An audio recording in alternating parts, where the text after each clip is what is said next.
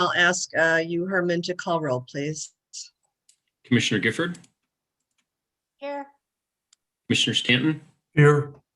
Commissioner Adams, Present. Commissioner Brackey, Here. Commissioner Vasquez, Here. Commissioner Zink, Here. Commissioner Hickey, Here, good morning. Commissioner Tebow, Here. Commissioner Beatty, Here. Vice Chair Hall.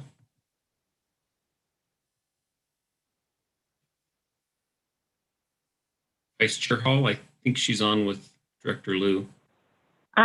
Did you not hear me? I'm Nope. here. Great. You can't Thank hear me? you. We can I'm hear you here. now. Great. Okay. And Chair Stewart. Yes, I'm here too. So that's everyone present and accounted for. And I'd like to open this meeting by starting with an open public hearing and receive public comments for draft FY 2022-2025 statewide transportation improvement program known as the STIP. And I'll turn this over to Jamie Collins, please. Helps to unmute. Good morning, everyone. I'm just here to accept any comments, should any be made. This is the draft FY 22-25 STIP. It's pretty much the same as every year. We put forth a 4-year program of projects. This is sort of the culmination of the entire planning process. We go through and we do the long-range plan, which includes the 10-year vision now. And then this is the 4-year program of projects that we expect to get started or hopefully complete within the next 4-year cycle. We are on an annual update cycle so that we can always have a 4-year program of projects to work from. The public comment period is open. Today is the public hearing. The public comment period will close actually May 14th. I had a few snafus in trying to get the report correct in a few areas. So I've extended the public comment period until May 14th. If we receive any comments, I will summarize them and provide them to the commission at next month's meeting before you adopt it. And with that, we can go ahead and open and see if anyone has any comments. Thank you. Thanks very much, Jamie. Have we received any comments yet, Jennifer? I have not received anything related to the STIP. All right, so today we'll leave this meeting open until the end of the meeting and then we'll close this meeting. But anyone who wishes to comment can contact us during this meeting and we will report those comments back to the commission. So next we'll go to public comments that were provided to the commissioners in writing before the meeting. And I have one here from Jennifer. This one is a public comment from Randy Wheelock. That is in support of Mustang Micro Transit Program, which offers a great potential environmental and mobility advantages to our congested highways and can provide useful public transit service to more rural communities. I think everyone has been copied on that. Here it is right here. And we appreciate that. Was there anything else, Jennifer, from the public? No, ma'am, I have not received any other comments. All right, thank you very much. And thank you, Commissioner Wheeler. Next is the portion that we call comments of chair and individual commissioners. And so we will start with Commissioner Gifford, please. I have no comment this month. Thank you. Thanks very much. Commissioner Stanton. Thanks, Chair Stewart. I appreciated Commissioner Randy Wheelock's public statement there about van microtransit, which is absolutely important to our mountain small communities, and I appreciate him putting that in. Also, I want to look back at the exciting day we had yesterday talking about everything from mobility to HPTE, paving. We worked on environment, greenhouse gases, et cetera. And it reminded me how lucky we are to have the quality professional staff who have been so resilient during this time of COVID. And my hat is off to them for adjusting. And we really have a very deep bench at CDOT, and we can be proud of them. Thank you. You're here. Thank you very much. Commissioner Adams. Yes, I'd just like to make a couple of comments. One is I did have the chance to sit through a couple of meetings with the STAC group. I want to thank the CDOT team that's working with them. It's something when you get to see them orchestrate and work through the meetings with the various constituents that we have that are involved in the STAC meetings.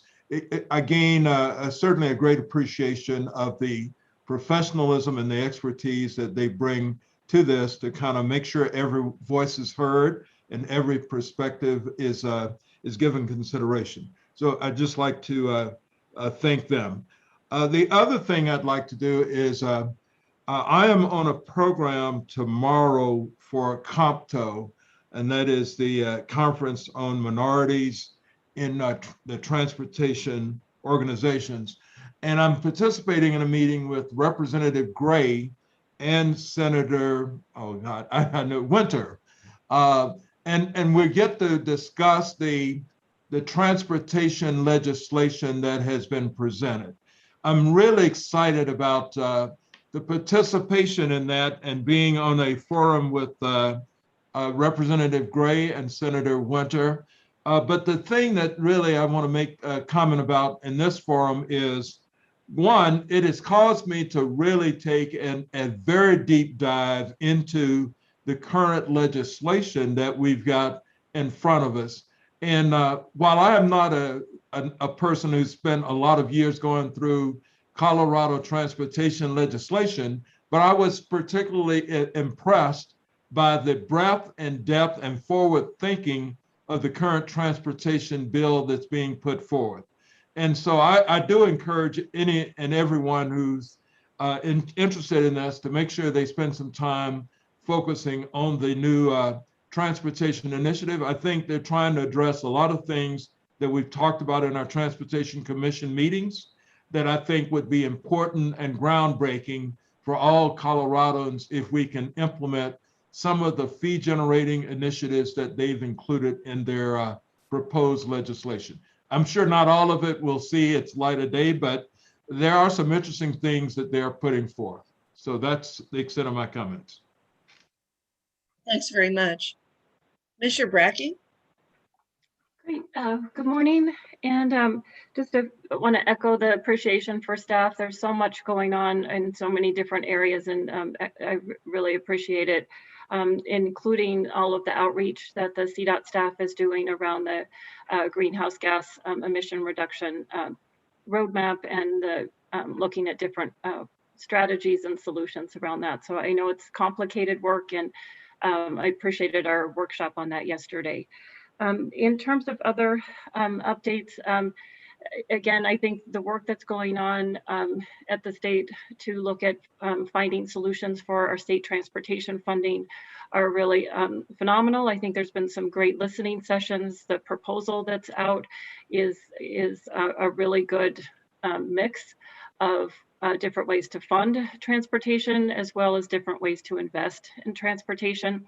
As we hear from a lot of people, it's not perfect, but I think it's a really good balanced approach to address all of the diverse needs across the state and to allow that flexibility. So hopefully through the proposal that's out, as well as all of the listening sessions, we will see a bill come forward and be successful and be able to move forward on investing in all of our important initiatives for transportation, both at the state level as well as locally in our communities. I also think it's exciting to see what's going on with the federal infrastructure proposal, and hopefully that will help bring forward additional resources for transportation infrastructure, as well as broadband and other things as well. So thinking about the complementary opportunity that's in front of us to leverage potential state dollars as well as federal, I think is really exciting. And my fingers are crossed. I'm going to stay optimistic that this moves forward. In terms of some of the activities from the past month, I was able to attend the North Front Range MPO meeting. Again, great updates by the CDOT staff there. And then also attended the North I-25 Coalition meeting, where we received a presentation on what looks like an unsolicited bid for an approach on North I-25. I didn't know if perhaps Nick would be covering that more in his comments, but it would be something to learn more about going forward. So again, I appreciate all the work that's happening and continuing to do outreach across the Northern Colorado community. So thank you. Thank you, Commissioner Brackey. Commissioner Vasquez. Yes, good morning, everybody. I want to pick up on comments made by some of the other commissioners about the workshop we had yesterday, the incredible depth and capability of the staff that was demonstrated, very deep professional briefs on a couple of topics that I want to touch on.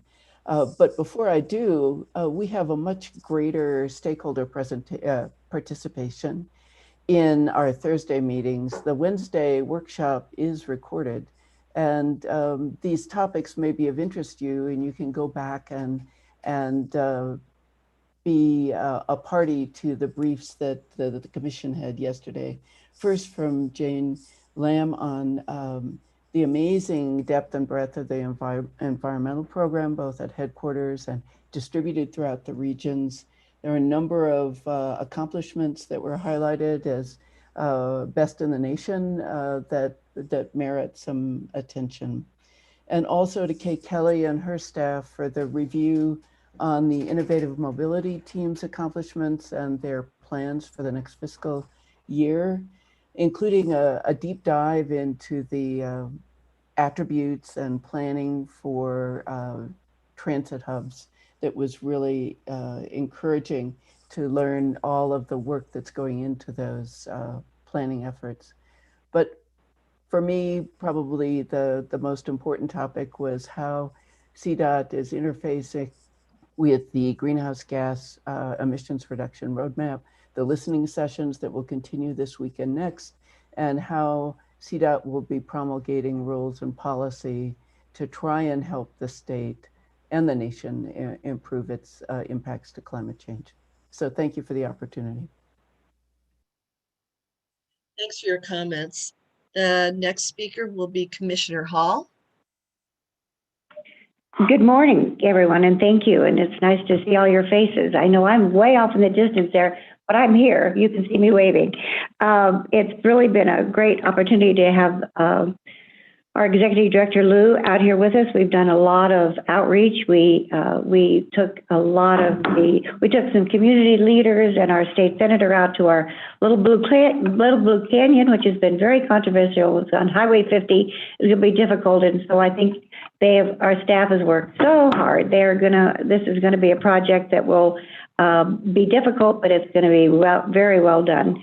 We had a lovely groundbreaking. As you remember, we had that wonderful stimulus package, and we immediately met I think we were the first ones to put out our plans for that stimulus package, and one of them was our Highway 50 here, which has been a pretty dangerous little highway. And so we had a groundbreaking while Shoshana was here, and we had the commissioners from Delta and Montrose County. And that was very good. We've met with the president of the Chamber of Commerce. We had a wonderful editorial board meeting with our major newspaper on the Western Slope. And but also I would like to welcome Julie Constant, who is going to be the new Region 5 RTD. She comes with a great deal of background and experience, and I know will be absolutely excellent in that position. Mike McVaugh is a hard one to replace, but Julie is going to be very, very good in that position. So I want to welcome Julie with that. Just like I said, and then I've really been working with the city to get everyone really excited and enthused about our ability to have a mobility hub here in Mesa County. We got the nice grant from CDOT in order to do the planning, and I'm very excited about those opportunities. So just a week or so I've been back in town. I have met with all kinds of people, getting people excited and stirred up and attending planning meetings on how great that will be in Western Colorado. So we hope it'll set an example for the rest of Western Colorado. So thank you very much. Thank you, Commissioner Hall. And if anyone can get people stirred up, it's you. You have, you know everybody out there, and you have the enthusiasm and the expertise and excited that you're out there. I wish we'd all been able to go out there with you and have some of those on-site visits that we used to have, and fingers crossed eventually that'll happen again. But thanks for all you're doing out there on the Western Slope. Commissioner Zink. Thank you. Good morning. I want to also commend Julie Constant in diving into this position, and she's been here, there, and everywhere, and I've gone with her a couple of times. She represents Region 5 very, very well. And I'll echo the others who have talked about the staff and the presentations and the discussions we had yesterday, especially as a former struggling member of Toastmasters. I was off just by their presentation skills, that, you know, not a lot of ums and ahs, and then I said, you know, and don't say, you know, or here in my neck of the woods, Southwest Colorado, I know we all have Zoom fatigue, but thanks to Zoom, we were able to do, since the last TC meeting, 6 county meetings. And I think, you know, those are really important, that we get face-to-face, at least Zoom face-to-face, with county commissioners all around our region. So we've got 6 of those under our belt, plus a TPR meeting and attending the STAC meeting. So again, I really appreciate Zoom, and I'm getting real tired of it. Thank you. Thanks for your comments. Commissioner Hickey. Thank you. I hope you can hear me. I had to step outside to avoid some home repair noise. Good morning. I have attended lots of meetings, but I wanted to just talk about one. Highway 115 travels from Colorado Springs down to Penrose and then Canyon City. It is an important passageway from Canyon City, and then passes a number of aggregate quarries. So it means a truck a minute is traveling up that rural highway, some of which is 4 lanes, some of which is 2 lanes.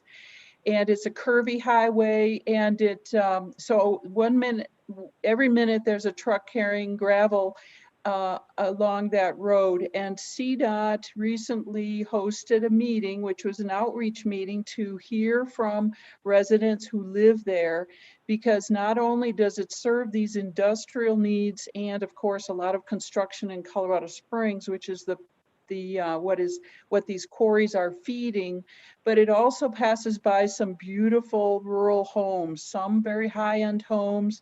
Folks have been living there for decades on these quiet hillsides. And so it shows a real mix of the uses of our highways in Colorado and the importance for both our quality of life, but also our economic vitality. And so it's a critical roadway. CDOT hosted a wonderful meeting where folks came up and ranted and raved about everything CDOT, like we hear many times.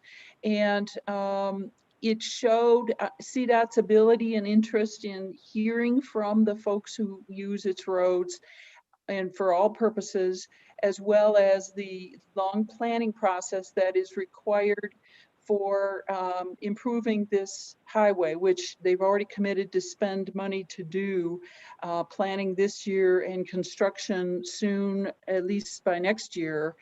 And it capsulized for me how much we need funding to be passed and approved this year.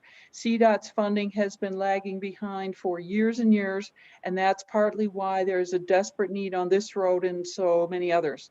So it was a really good summary for me of all of that need, and thank you for the opportunity. Thank you very much, Commissioner Hickey. Commissioner Tebow.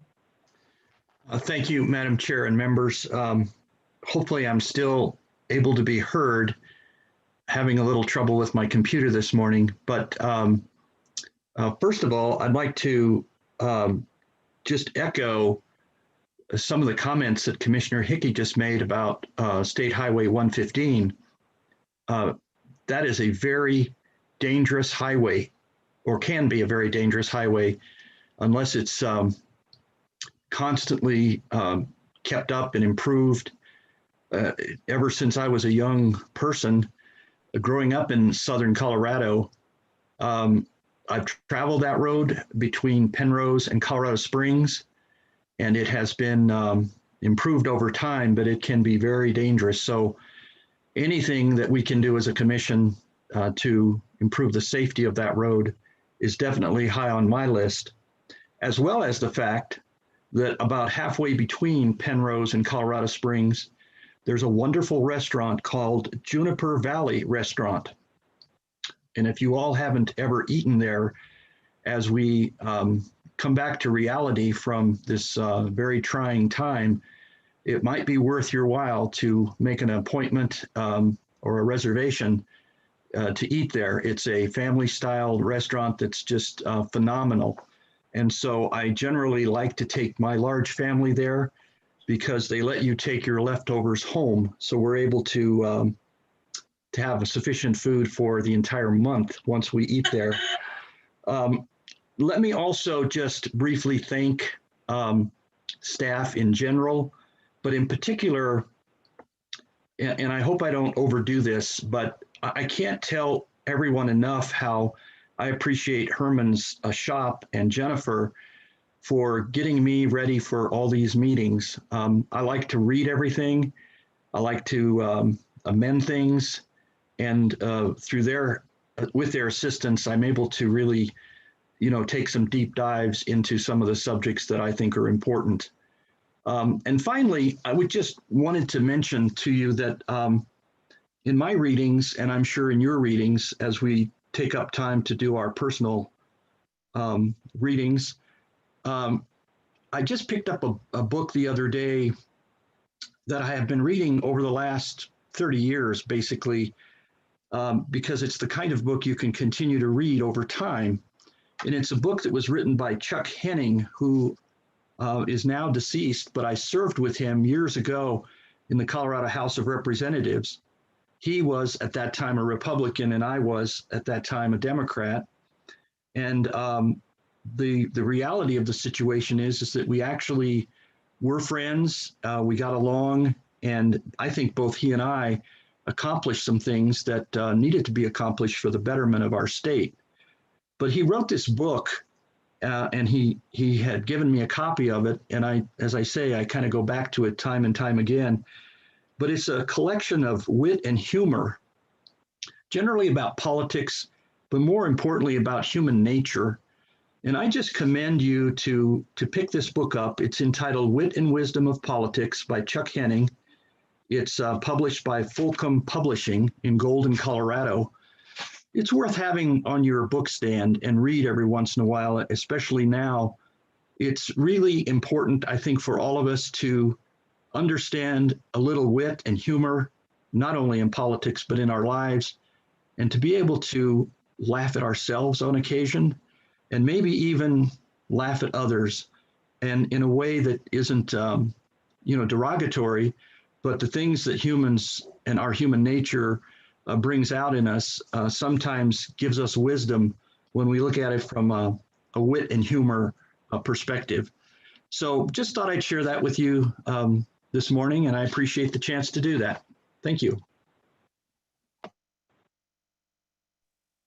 Thanks very much. Really appreciate your recommendations.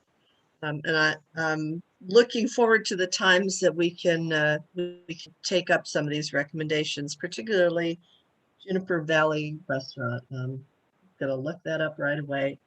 Commissioner Beatty.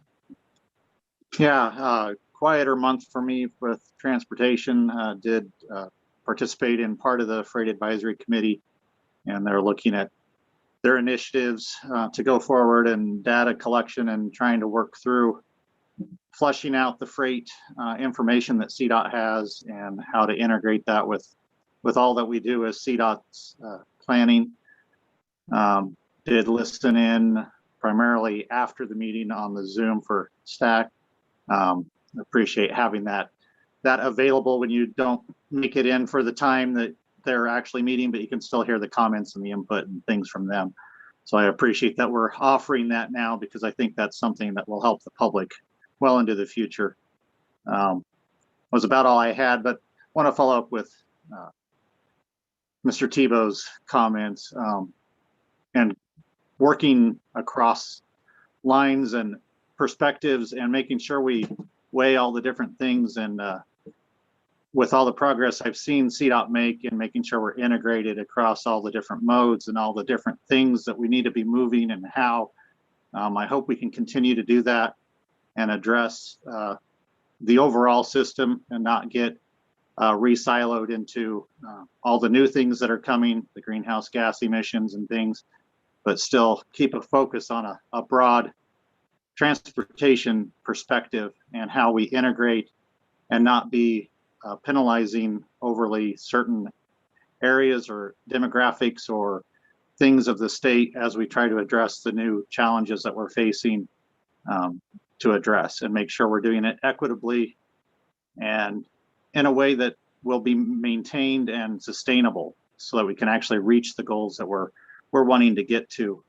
Make sure we don't get siloed into one perspective as a commission or as a state. Make sure we're addressing the bigger picture. So thank you. Thanks very much. I'll just round this out by also saying how impressed I was with the workshop presenters yesterday. It's really an exciting time to be looking at transportation, and all of a sudden it seems like there's a lot of possibility on the horizon for highway improvements, for bridge improvements, for transit and for rail, for multimodal options, a lot of things on the table, as well as really looking to improve greenhouse gas emissions reductions, and looking at a big picture for our state. And I'm excited to be part of that and appreciate being part of that. I've been at a number of listening sessions with Representative Gray and Senator Winter as the transportation legislative bill is being written, and hopefully we'll see a copy of that in the next couple of weeks, the actual language of that. It has a lot of very good components to it, and I'm excited that there will be something on the table for us to look at very soon. I've done a number of greenhouse gas emissions task force meetings that have been very informative to me. I have to say, when I first got out of college many years ago, I was the chair of the Earth Day meeting, Earth Day event at our college, and my big piece in that was how to cook hot dogs on a solar aluminum foil contraption, and also the use of buffalo dung for heating instead of wood or gas. And so we've come a long way since then, but I'm really interested in the greenhouse gas emissions task force that I've been on. Another one has been the employee trip reduction program that started with the Regional Air Quality Council and has moved into the Colorado Department of Health and Environment. And that's moving forward, and there'll be some information coming forward soon about that, but really targets employers of 100 or more with a process to reduce traffic of their employees in an effort to continue telework and reduce emissions from traffic congestion.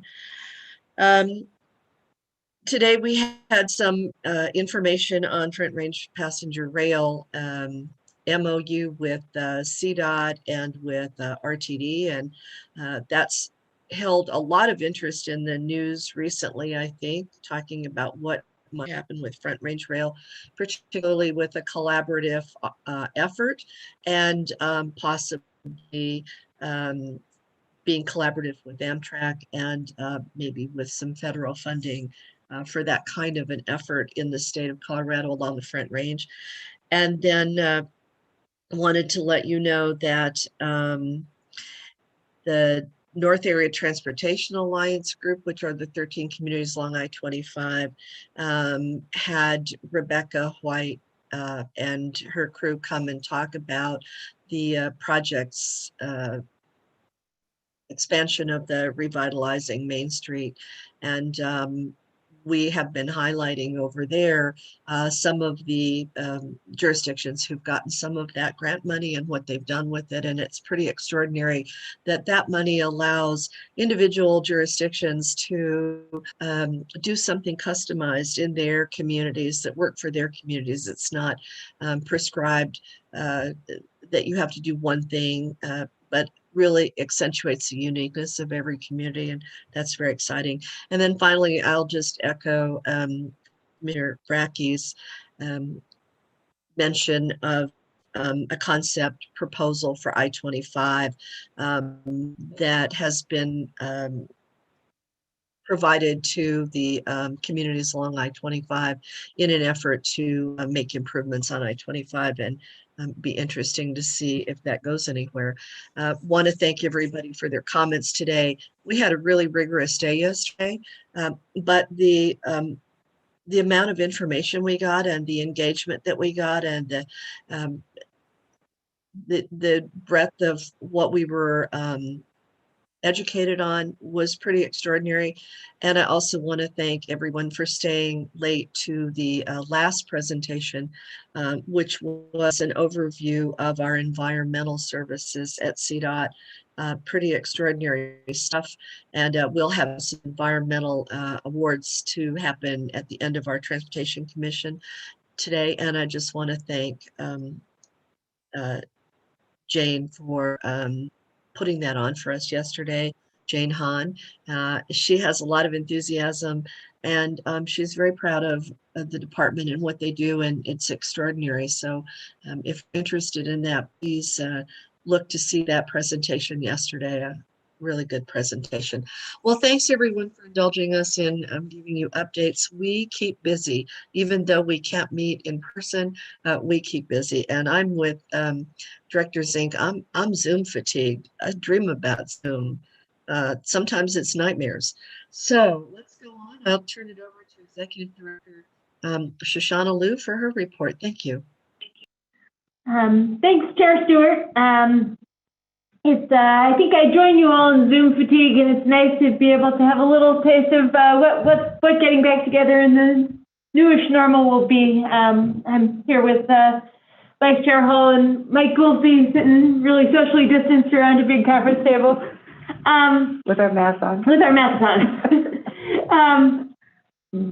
It's been a really good few days of getting out to see some of our projects and to talk with some of the folks who are affected by our projects. The kind of initial impetus for my trip out here was actually to take some of the folks who were concerned about the Little Blue Canyon project on a tour of the project site to meet the project team. And some of those were are hard conversations because we know that it's going to be a challenging season for them. But the fact that we could get everybody out and have these face-to-face conversations about how the logistics of a very complicated but very important project are going to work, I think is just a testament to how hard our team strives to engage thoughtfully with people who are impacted in every way by our projects. And they went really well, and just a very in-depth set of discussions about what that project is going to mean, and also helping people start to envision how good it's going to be when it's done. Really spending some time in that corridor and looking and talking with folks about where exactly the rock cuts are going to happen and the curves are going to be smoothed over, gives you a sense of what an improvement it will be. As Vice Chair Hall mentioned, we got to do a really nice little groundbreaking ceremony for one of our stimulus projects, the Delta Dips or roller coaster, depending on your parlance of choice, on Highway 50 between Junction and Delta. And, really just a nice way to bring people together to celebrate being able to move forward on an important asset management project. We also had a really exciting visit to Montrose a few days ago, which was kind of nice to be able, we had initially reached out to them to talk about the impacts of the Canyon project, and they said, actually, we want to talk about our kind of vision for downtown and the work that we can do together. So it was a really nice opportunity to see some of the work that they've done with support from Region 3 and in particular, the residency that's housed out of the Montrose area, some really innovative multimodal projects, a kind of cool mural structure that they've done, repairing an underpass on one of our structures to be able to access a multimodal path, and something they're clearly very proud of and have done with a lot of support from our team, working very much hand in glove on getting these out of the box ideas done. So that was just an exciting opportunity to.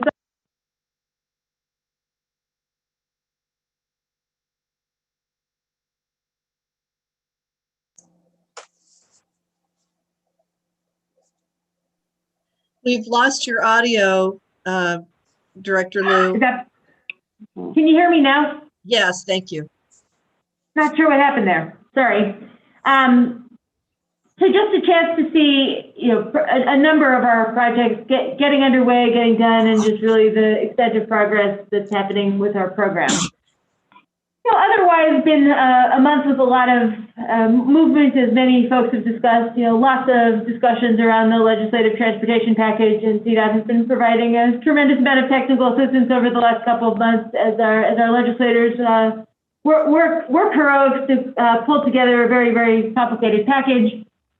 Exciting movement on the stimulus. We were the first of the state stimulus bills to be signed in the session, and Chair Stewart was able to join as was I when the governor signed the Main Street bill, and we've pushed out the funding notice so that communities are able to get ready to apply for those funds, $30 million. We've gotten just an extraordinary amount of interest from local governments in that program. I think we had something like 200 participants on our pre-application calls, which is a lot for the exciting calls we usually host, and well over 100 local governments expressing interest. So really nice to see the level of enthusiasm for such an innovative program, and thank all of you for the quick movement on it last month, which facilitated our being able to put those dollars out the door.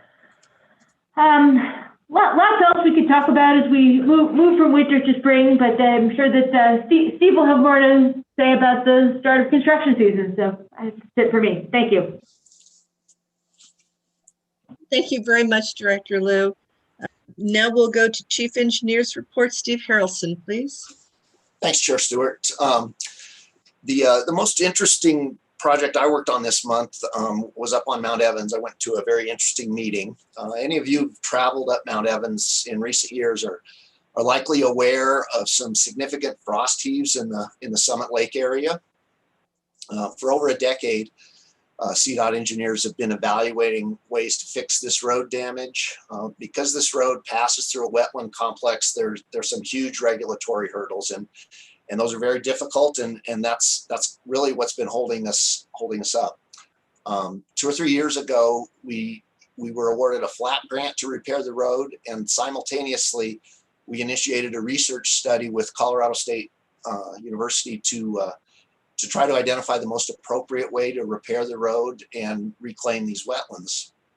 So as we prepared both the flat grant application and our research proposal with CSU, we had a theory of what was happening to the road, and that was that the impermeable road base, when they built the road back in the 1920s, was blocking the wetland flow. So the water that flows through the wetland soils and the wetland plants was hitting this impermeable barrier, and it was absorbing the water, and then as it got cold at night, that was generating the frost heaves in the road. So that was our theory, and our plan, even in the flat grant, was to reconstruct the road using a permeable material, kind of like Goldilocks, not too permeable, but not too impermeable, but just right, so that the groundwater would flow at the same rate through the roadway as it did through the wetland soil. So we did a proposal with CSU through the CDOT research branch, and these researchers have spent the last 3 seasons monitoring the groundwater flows. They've inserted wells in the ground, and they've dropped dye in, and they monitor the dye, and they've mapped it. They've got hundreds of these monitoring wells, and they've looked at the existing vegetation and soil types, And they even went and measured the permafrost through the summer. So the results of their study, which they preliminarily presented a couple weeks ago, are quite interesting. Similar to my discussion a couple months ago, where I described my efforts at making salt and ice-free homemade ice cream during the cold snap. The best science happens when the original hypothesis is turned on its head. So instead of the road base blocking the groundwater flow, the CSU team found that what is actually happening is that the roadway is getting heated up by the sun, and it is thawing the permafrost each summer. So instead of having, the permafrost being 2 feet below the surface underneath the road, it's more like 6 or 8 feet. So that's every summer when the area up there melts, it's like a 3-month season. Instead of the water flowing through the wetland soils, it's getting sucked down into this sump where the permafrost is melted. And that's what's disturbing the flow, rather than an impermeable soil that CDOT's predecessors in 1928 or whenever inserted in the wetlands. So since the road was paved, we think it's accelerated since the road was paved in the late 50s. And each year the permafrost melts a little bit and the soils under the road compact. And as they compact, the road has dropped a little bit. And then the water collects in the sump. And then as it freezes at night, it causes both heaves and localized dropping of the road. And then importantly for the wetlands, that it's keeping the water away from these wetland plants. So CSU's come up with some ideas to develop a roadway section that will cure this problem. The neatest thing is it's inserting a piece of foam insulation in the roadway section, so that as the road heats up in the sun in the summertime, it's insulated from the permafrost, and the permafrost won't melt down below. So it should keep the permafrost frosty and keep the groundwater flowing back towards the wetland plants, which is what we want. So pretty exciting. I've been looking at this project for over a decade, and I think we've really made some progress on what the direction we're going to go. And I think everyone working on it is looking forward to using these results and getting this road reconstructed and rehabilitating the rear wetland. So that's my interesting story for the month. It looks like Commissioner Beatty has a question for you. Yeah, very, very interesting. Out in my area, there's an area on I-70, Agate to Deer Trail, that when they constructed, talking to Travis Miller, one of the previous resident engineer, during the construction of that to the concrete, between one season to the next, they had up to 6 inches of shifting.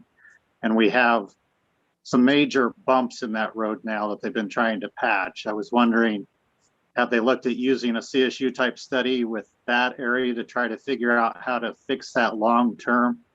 Because some of those bumps, I've heard local people, they've learned where to drive on the interstate through there, because when they would hit some of those, that actually throw all their tools out of their toolboxes in the back of their service vehicles and things. So it's an area that really needs to be addressed because of the heavy truck traffic and thing in that area.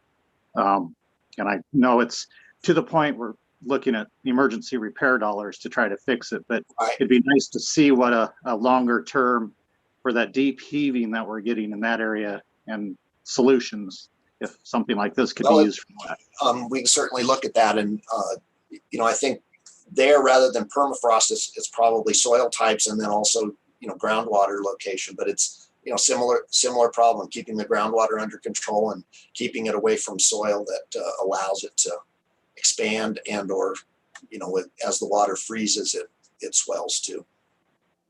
But a good point. I will see what I can figure out about that. Thanks for your report. It's always interesting to hear from you. Appreciate that information. Thanks so much. We'll go. Can I make a comment? Oh, yes. I'm sorry. I didn't see who that is. Oh, Commissioner Vasquez. Sorry. No problem. Steve, it's always exciting for me as a scientist to see science turn a hypothesis on its head. And it must have been great fun for you to watch this team tear apart the old idea and present data that is allowing you to make a significant improvement. Thank you. Thank you, Commissioner Vasquez. We'll go to HPT Director's report. Nick Farber, please. Thank you, Madam Chair. Good morning, Commissioners. Yesterday at the HPT board meeting, we discussed HPT's efforts toward creating a low-income tolling program for the Globeville, Elyria, Swansea neighborhood on the Central 70 project, and the recent unsolicited proposal we received on I-25 North from ROTUS, which I'll discuss here in a little bit. The board also heard from Northeast Transportation Connections staff members on their TDM efforts on the Central 70 project. The board approved a budget amendment that, among other things, funds our purchase of tolling equipment for the westbound Mountain Express Lanes project with existing toll revenue. We have also working really hard on the Burnham Yard acquisition, which we discussed yesterday. And after this, I'm heading over to the OEDIT's Economic Development Committee to discuss the project. Also, yesterday, we got word from the Fitch Rating Agency that we received an indicative rating on the I-25 North project of BBB flat, which is one level above investment grade, which is really good, especially for a project like I-25. This will allow us to kick off the creditworthiness phase with TIFIA. And then last month, right after the Transportation Commission meeting in March, we received an unsolicited proposal from ROTUS on the I-25 North corridor from segment 2, which is US 30, the intersection of US 36 and I-25, all the way up to segment 8, which is Fort Collins. The proposal passed the HPT's threshold review and is proceeding to the phase 1 evaluation as outlined in our unsolicited proposal policy, which is on the HPT's website. So if you have any interest in seeing what it looks like or what our policy is, please reach out and I'll send you a link to it. I also want to I reminded the board about this yesterday, but I also want to remind the commission that even if the unsolicited proposal makes it all the way through the process, it then kicks off our normal P3 procurement, which is outlined in our P3 management manual on our website as well. The successful proposer then has the option to skip the RFQ phase or participate in it and go straight to the RFP phase as part of our two-step procurement process, again, outlined in our P3 management manual. And we'll keep you guys updated on the progress of that as it moves through the evaluation process. And that's all I have in terms of a director's report. Happy to answer any questions you might have.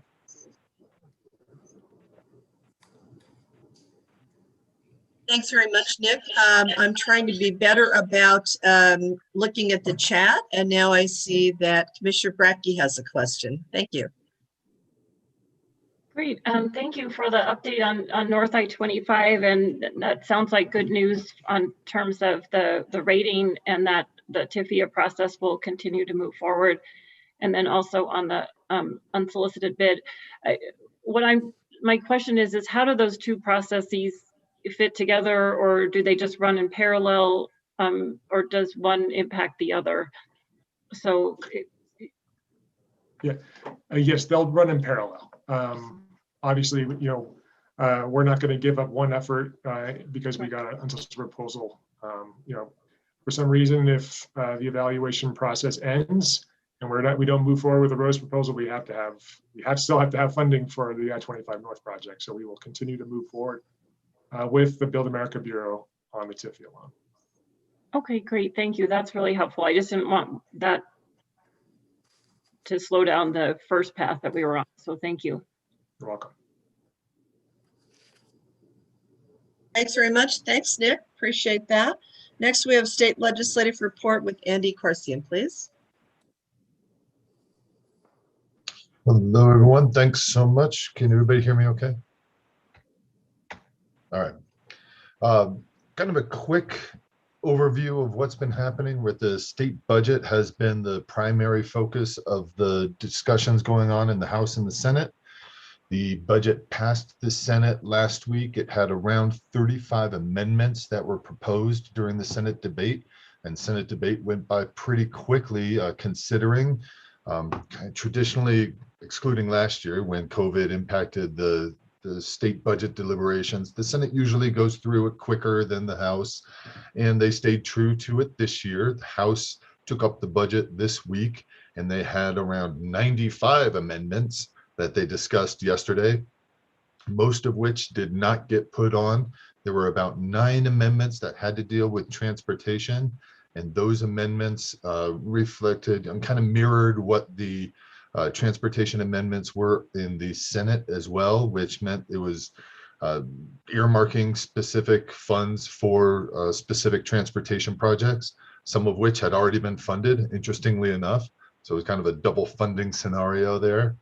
One legislator even got up yesterday, kind of surprisingly, and said that he wanted to take away $42 million away from the state workers' raise that we were going to get this year and dedicate that for C-470s so that we could finish that and he could get to work on time.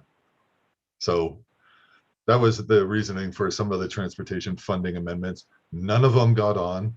The transportation amendments, none of them got on. So the budget passed the House on the second readings. They're going to finalize it in the House today.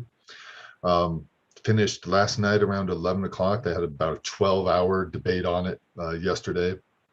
And then it goes to the Joint Budget Committee, which will be the deciding committee on what final amendments are going to stay on in the state budget.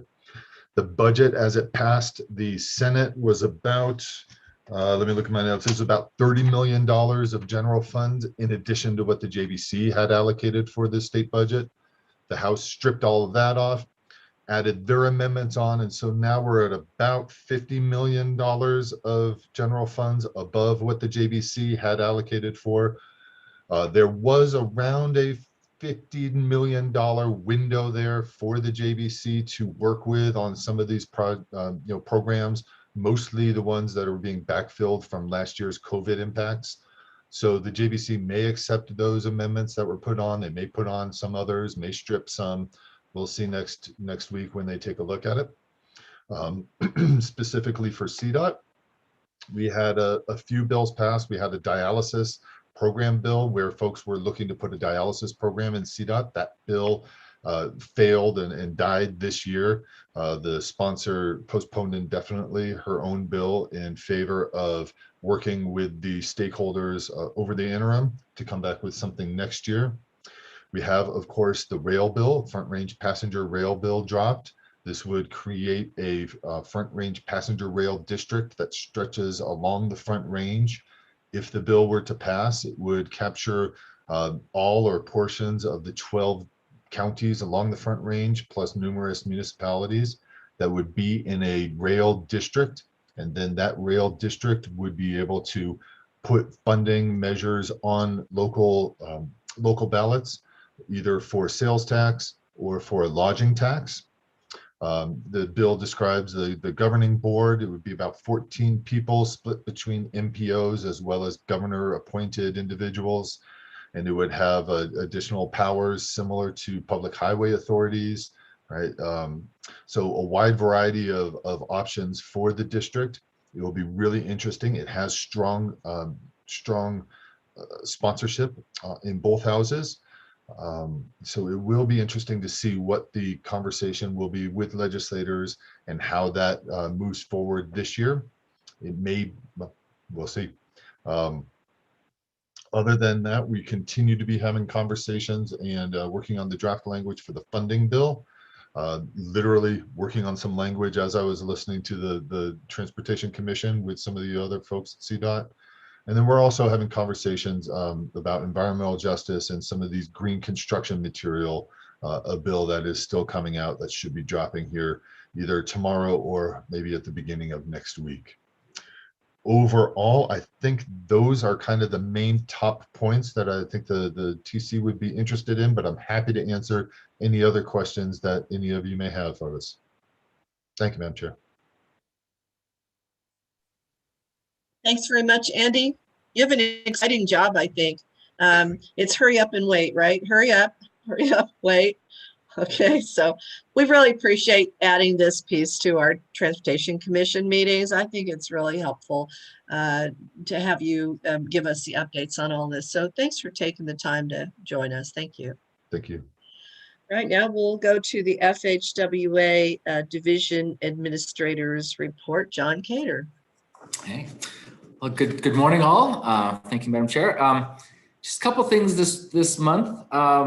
Pedestrian safety continues to be an area of priority and trying to look for ways to improve that. A few weeks ago, last month, we held a 2-day workshop called a STEP workshop, which is Safe Transportation for Every Pedestrian. So that's the acronym. And the goal is to help local governments understand some of the tools that are out there and techniques they can use to help improve pedestrian safety. So this one there's some national experts came in. 2-day workshop is focused on the metro area in Denver. It was a big success. There's 50 slots. They were all filled. And so it was such a success, we're going to try to have another session for the metro area here this summer, and then also have some other ones for other areas of the state as well.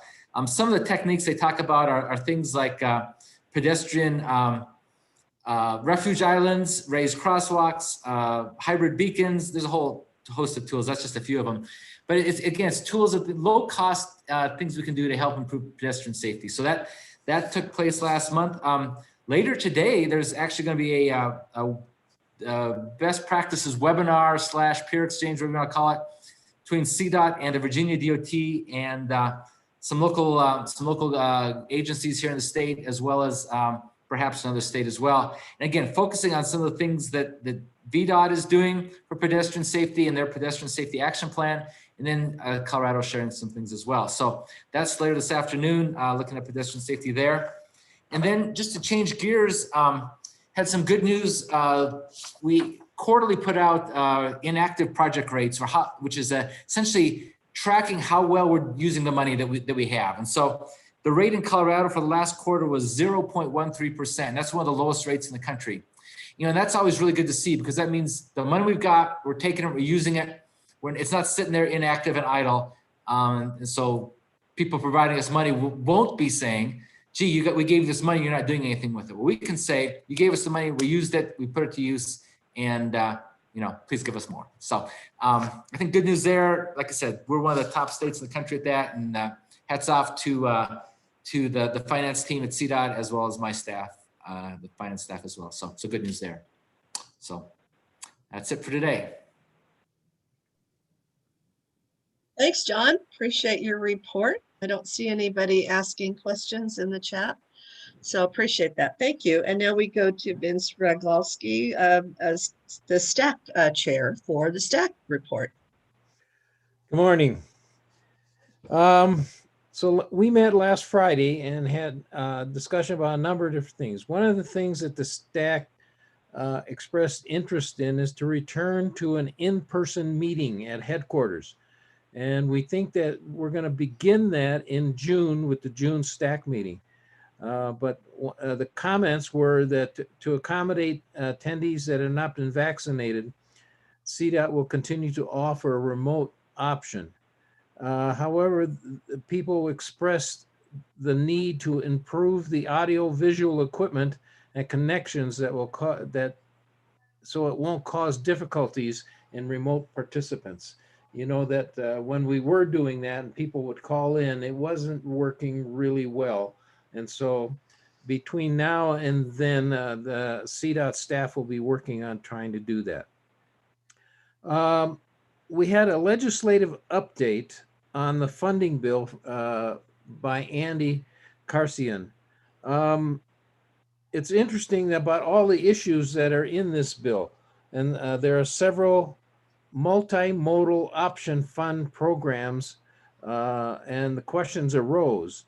And staff affirmed that the multimodal option fund funding would continue to be distributed using the existing program formulas, and the projects would be selected by the MPOs and the TPR. Some STAC members indicated hearing conflicting information elsewhere, including projects' possibility of being selected competitively by CDOT. The multimodal option fund program would continue to be eligible for the same broad categories of projects, including transit operating, which was a big issue in terms of, do we use this for capital projects, or can we use that for operating funds, which tends to be a limiting factor for a lot of people, especially out in the rural communities. While being expanded to include greenhouse gas emission mitigation, current 50-50 match requirements in the MMOF program are believed to be too restrictive for local communities with a limited revenues. And some suggest it to be modified to 20% match. 40% of the MMOF funding would stay with CDOT to fund Bustang and other regional statewide projects. The proposal creates a steady funding stream for the multimodal fund investments that doesn't exist now, intended to fund local multimodal options and needs beyond those identified and prioritized in the 10-year plan. Some STAC members questioned and disagreed with the reduction of the faster funding because that was working so well. And it's only some and not all. And so looking at that, how that's going to go work. There were questions about the electric vehicle fees and being implemented gradually over the period of time, and the fact that it was felt that the electric vehicle are starting to increase. And while people have mentioned that the fact that there are low numbers on the road, they seem to be increasing more rapidly. The alternative VMT fee, which we did a pilot on a number of years ago, is not being considered because of significant upfront implementation costs. Some members expressed desire for all congestion mitigation and the MMOF funding to be distributed by the locals. There was a discussion on what's called package fees and curb management fees, because in the urban areas, the trucks park in the middle of the road in order to make their deliveries, and what that's going to mean. And with all the different fees and programs and proposals, STAC members ask for future information on a regular basis so we can keep up to date on how these are all going to change. So that was a long discussion we had dealing with all this, because it's going to mean some changes in how funding is distributed and how funding ends up being part of the transportation program. Bustang, the Bustang micro transit project, which you're going to discuss later in your agenda today, was discussed by the STAC, and a part of it had to do with Mike Timlin talked about fare box recovery, and while he's working towards 40% fare box recovery, he's the low point would be 20% recovery. Some indicated that they preferred this type of service to be provided by other private industries, and that whether we're competing with the private industry on this or not. And Mike has done some research on this and provided the fact that Bustang microtransit would serve a different clientele than those of the commercial van drivers going from the airport to the ski areas. The STAC took a vote and recommended to the TC that this proposal be approved. And so in thinking about that later in the meeting, STAC is for this. We went over again the Senate Bill 267 third-year funding program. And while there wasn't much discussion about that, it was just a review of what we've been going over the last several months. Greenhouse gas rulemaking update. Now, there was some discussion in here because in a number of presentations dealing with greenhouse gas, land use considerations were always mentioned, and there was some concern with local authorities on local land use is a local decision. It's basically a municipality or county decision.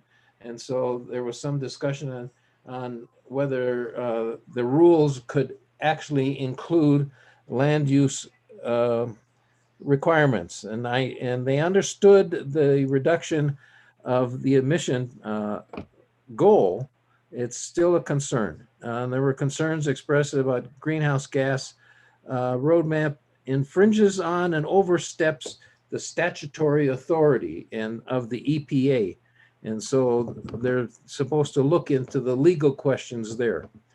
We had a brief update from Jamie Collins in terms of the STIP program, which is we're in a public hearing right now. That will end. We had no real comments about that. And so let's see, we had a brief update on 1601, and you're going to be talking about that a little later today. And in previous meetings, we also agreed that that should move forward. With that, I think if you have any questions, I'm prepared, I think. Thank you very much for your very inclusive report on your staff meeting. I think several of us have been attending those, and I always find them extraordinarily helpful to get that full state look. And so thanks for your report. That's great. If there are no questions, we'll move on to the consent agenda item. So I know there's a number of commissioners that do attend, and I want to thank them for that, because you get an idea of what we go through and how we try to bring all the views from around the state into the meeting. Well, thank you. It's been very helpful to me, and I think the others who sit in on it as well. So thanks very much. And let's go on to the consent agenda. We have 5 items on the consent agenda today. Proposed resolution number 1 is to approve the regular meeting minutes of January 4th, and this, which was a special meeting, and March 18th, 2021. Proposed resolution number 2 is an IGA approval for more than $750,000. Proposed resolution number 3 is Central 70 amended and restated interagency agreement. Proposed resolution number 4 is disposal US 85 and Dartmouth Avenue. Proposed resolution number 5 is disposal State Highway 128 and Coleman's Way. Does anyone on the commission have any questions about the consent agenda? Does anyone wish to remove anything from the consent agenda? All right, seeing none, motion to approve is in order. Move that we approve the consent agenda. And this is Hall, and I second. Thank you. I have a motion and a second. Is there anyone on the commission who wishes to abstain from this vote? Anyone on the commission who wishes to vote in opposition to this motion? All right, seeing none, the chair calls this as unanimous approval of the consent agenda. Thank you. Next item is to discuss and act on proposed resolution number 6, which is the condemnation authorization number 1. Thanks, Chair Stewart. This is the condemnation authorization that we went through in the workshop yesterday. It is some properties owned by Murdoch Properties LLC. It is on the westerly side of I-25, just north of State Highway 60, as part of the I-25 Express Lanes Package 6. And I'd be happy to answer any questions. Thanks very much. I just want to remind everyone that we saw an overview, including a map and project need. We had information on communications offers, counter offers, and I'd like to know if there's anyone from the public who would like to speak on this proposed condemnation. Jennifer, did we get any information from anyone wishing to speak on this item? No, ma'am, I have not. Thank you. Commissioner questions, and I see Commissioner Zink has a question. Thank you. We did go over this pretty thoroughly yesterday, but I have maybe a procedural question. If you don't get a counter offer, do you know that that's intentional or that they haven't got around to it? Or when do you say no counter offer, move on? Generally, we wait at least 10 days. And I think in these cases, we know that it is intentional. Typically, I think this has been closer to 30 days. Yeah, March 9th. So it's been over 30 days since our last offer. There is a practice of not providing a counteroffer to preserve that negotiating leverage during the court case. So I think that's what's happening here. Thank you. Thank you. Other questions from commissioners? All right. Seeing none, motion to approve resolution number 6 is in order. I move to approve Commissioner resolution Brackey, I 6. move to approve resolution 6. Commissioner Vasquez, I'll second. Thank you. For questions or discussion from the commission? For anyone on the commission who wishes to abstain from this this vote? Is there anyone on the commission who is who wishes to vote in opposition to this motion?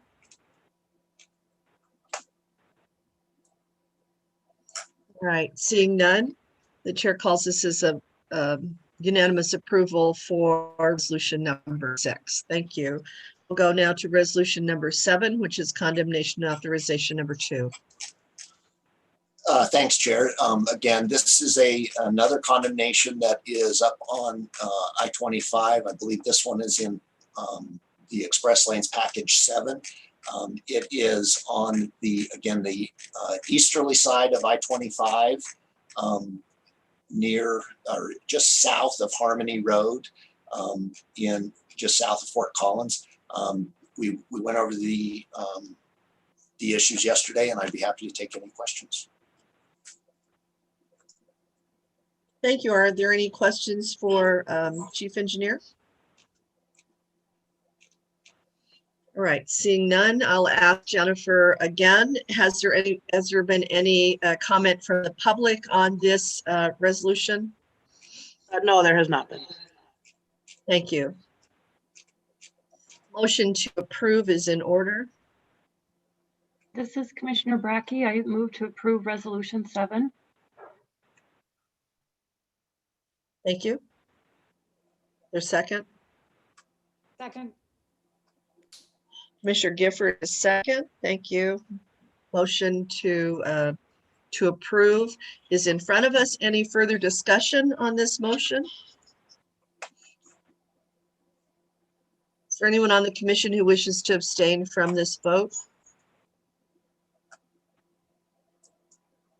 Is there anyone on the commission who's voting in opposition, wants to vote in opposition to this motion? Thank you. Seeing none, the chair calls this as unanimous approval of resolution number 7. Thank you. Thanks. Thank you. The next agenda item is discuss and act on proposed resolution number 8, which is the 10th budget supplement of FY 2021. And that's Jeff.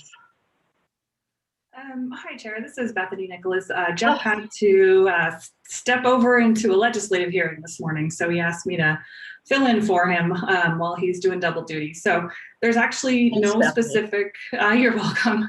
There's no specific request in the budget supplement this month. The memo just includes reporting on a $4.4 million transfer from the maintenance reserve to various maintenance sections due to the increased snowfall. So we don't have a specific request in the supplement this month. All right, thank you very much. Any questions from anyone before we move on? All right, thanks very much, Bethany. You're welcome. Next, we'll be discussing act on proposed resolution number 9, the 9th budget amendment of FY 2021. I can take this one as well. So this month's amendment consists of one item requiring commission approval. The Division of Maintenance and Operations is requesting to transfer $2 million from the ITS budget to the division's Joint Operations Area Build Project. This will result in the reallocation of $1 million from system operations to agency operations and repurposes $1 million within agency operations from the ITS budget. With that, I can take any questions and request a vote. Thank you. Are there any questions for Bethany?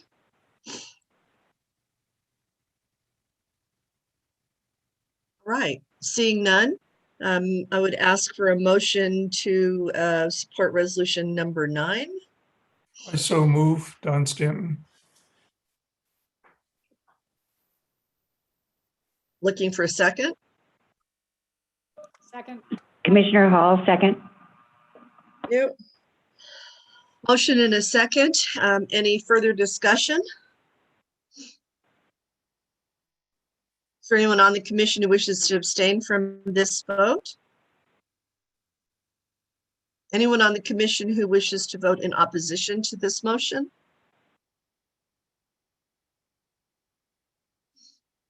All right, seeing none, chair calls this as unanimous approval of proposed resolution number 9. Thank you. Next is discuss and act on proposed resolution number 10, which is Mustang Micro Transit, and that's Kay Kelly and Mike Timlin. Thank you, Chair Stewart. So this item was workshopped with the Transportation Commission in March, and it was also endorsed by STAC and TRAC in recent days. This is for implementation of a microtransit service for Mustang on the I-70 Mountain Corridor to address traffic congestion along the corridor. There has been a small downward adjustment to the budget reflecting that all the vehicles are now handicap accessible. But other than that, it remains the same as what you saw last month. Mike Timlin and I are here to answer any questions you have. Thank you very much. Does anyone on the commission have any questions? I had just one quick question. The cost for a handicap van compared to the non-handicap, what is the price difference between those type of vans? The price difference is about, to add a wheelchair lift, it's about $20,000. Okay, thank you. Thanks very much. Any other questions or discussion from the transportation commissioners? Yes, Commissioner Brackey. Thank you. So I couldn't get all the right buttons pushed in the right order. I just want to say, I think this is a great project, a great example of looking at innovative ways to deliver transit, and appreciate all of the work that's been done and the collaboration with the communities. I think it's a good example, and hope is that it could serve as a role model for other areas of the state. In particular, perhaps similar opportunities to connect to Estes Park and Rocky Mountain National Park from our Front Range community. So I'm really curious to see how well this works, and is it a role model for other areas? So thank you. Thank you. Commissioner Hall, are you looking to ask a question? No, I just wanted to make a comment. We had such a good presentation on this, which I really appreciated. And as one who always spends lots of time haranguing everyone over I-70, I really am looking forward to seeing how this operates. I think it'll be effective. I think it'll be very effective. And I'm just really interested and going to be real fascinated to see the follow-ups, because I really do believe it's going to be a good project. And thank you very much. Thank you. Commissioner Zink, I can't tell if you have a question from this item or was it a previous question?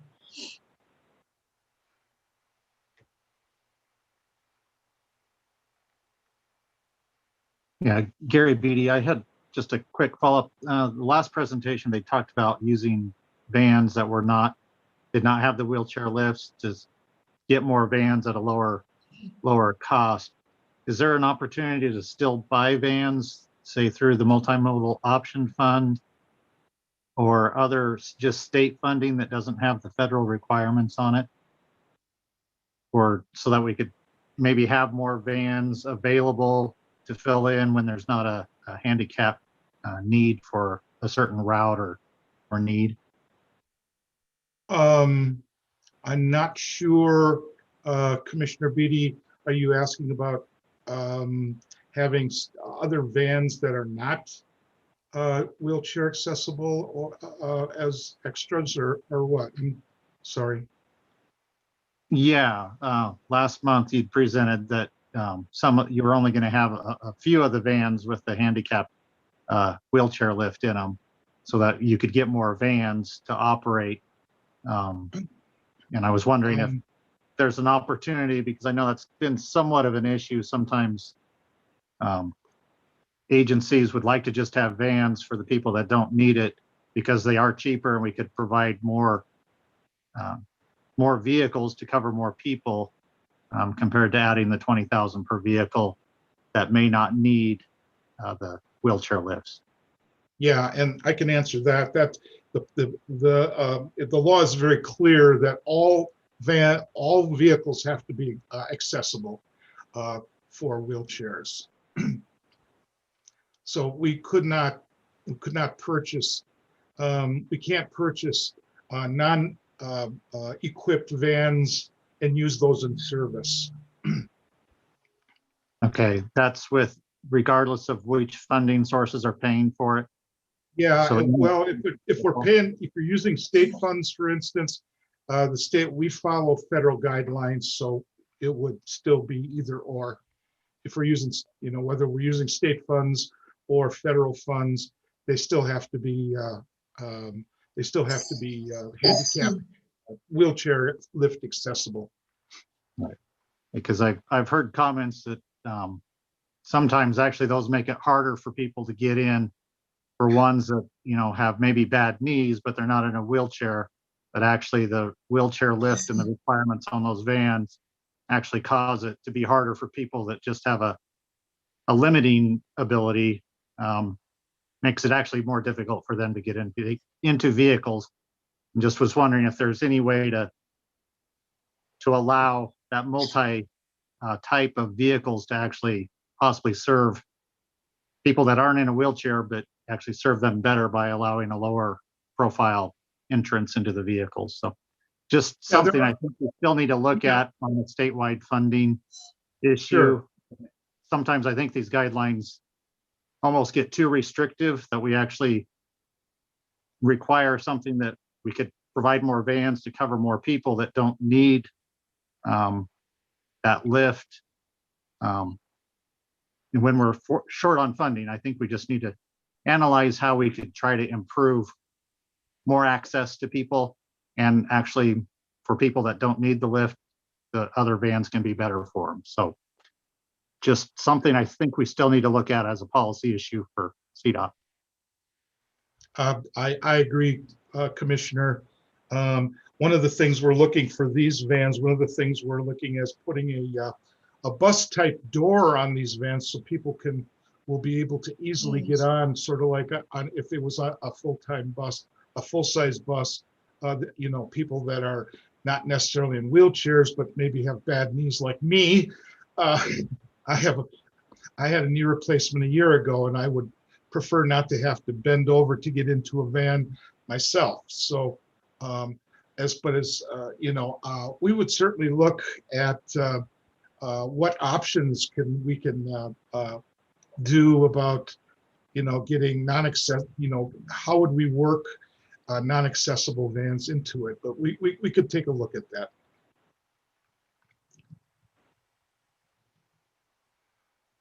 Well, thank you for the discussion. Is there any other questions or comments from the transportation commissioners?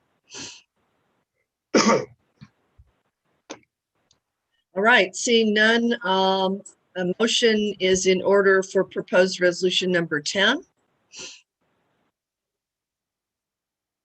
This is Commissioner Hall. I move for approval of resolution number 10, the the Bustang micro transit system. This is Don Stanton. I'll second that. Thank you. I'll ask once more if there's any further discussion. Is there anyone in the commission who wishes to abstain from this vote? Is there anyone on the commission who wishes to vote in opposition to this motion? All right, seeing none, the chair calls this as unanimous approval of resolution number 10. Thank you. Now we're on to discuss and act on proposed resolution number 11, which is the 1601 interchange approval policy revisions, and that's Aaron Willis. And I'll start by saying we have had lengthy discussion about this and appreciate the opportunity to look at all the language and wordsmith some of that language and put in a lot of points of discussion that have been taken under advisement. And so I'll turn this over now to Aaron. Thank you, Chair Stewart. Just seeking the Commission's approval on this. Yep, again, we did a tremendous amount of outreach in terms of making sure that local communities had a really strong voice in crafting the new TDM section that's contained in the 1601 revision, and we look forward to Commission action. So thank you. Thank you very much. Is there any discussion from the commission, questions or discussion?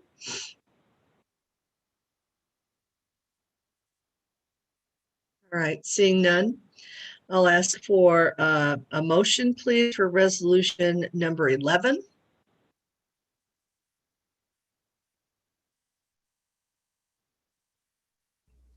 Commissioner Vasquez, I'll motion to approve resolution number 11. Thank you. Is there a second?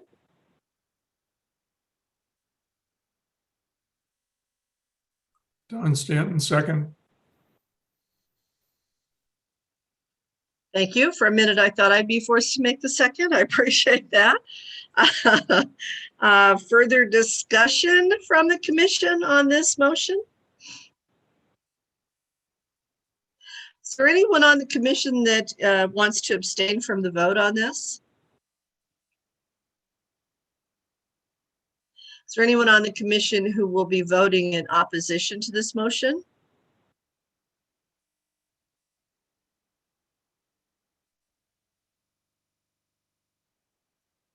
All right, seeing none, the chair calls this as unanimous approval of proposed resolution number 11. Thank you, Aaron.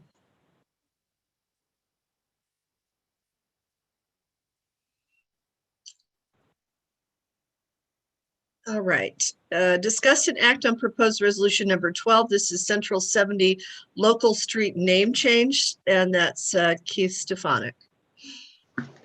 Good morning, Commissioners. Keith Stefanik, Deputy Chief Engineer.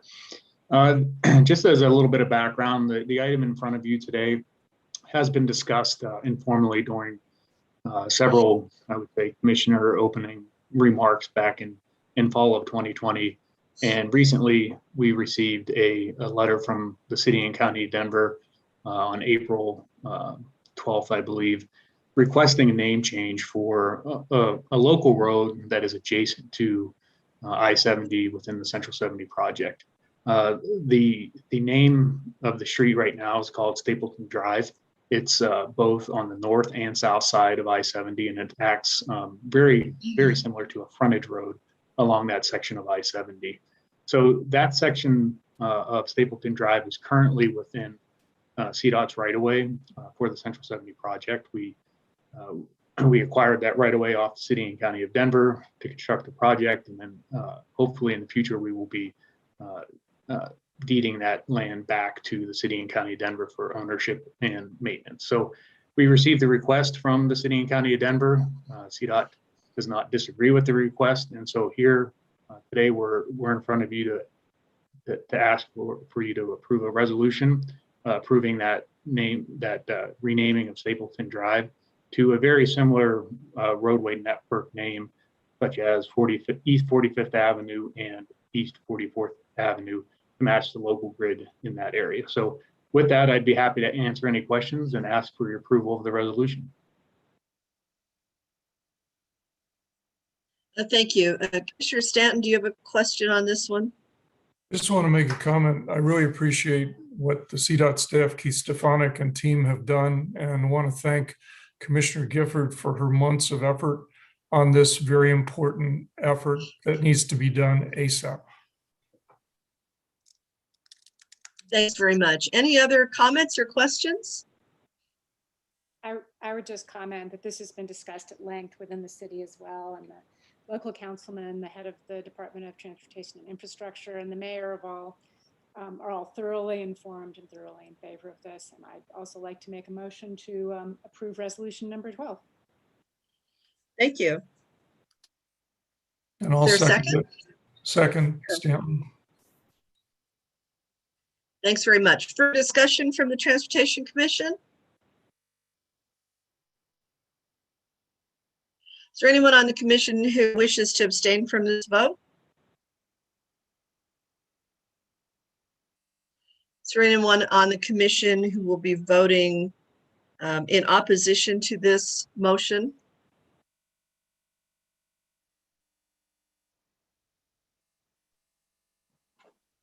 Right, seeing none, the chair calls it as unanimous approval of proposed resolution number 12. Thank you. Thank you, commissioners. Thank you. Before I close the public hearing for the STIP, I'm going to ask Jennifer or Herman, have we had any public comments that we need to be aware of on the STIP? No, I have not received any. Jennifer, you. can you bring that up on the screen real quick?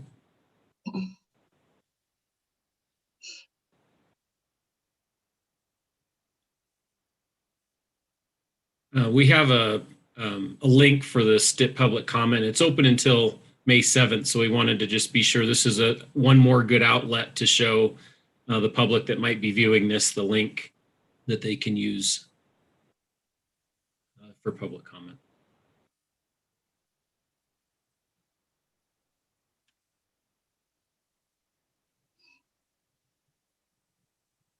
And Jennifer, are you trying to bring it up now? Sorry, I'm having a couple technical issues. Hold on, it'll come up in a second. All right, thank you.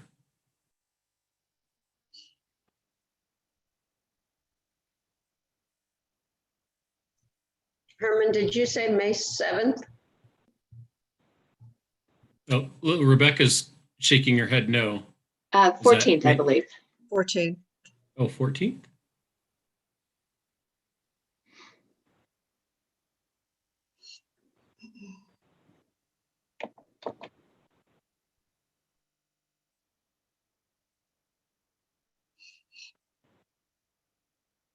There we go. Oh, it says May through May 7th. Yeah.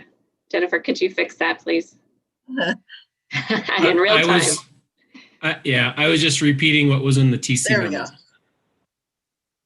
All right. Clarification to comment on the draft STIP, public comment open through May 14th at the URL underneath here, the link underneath here.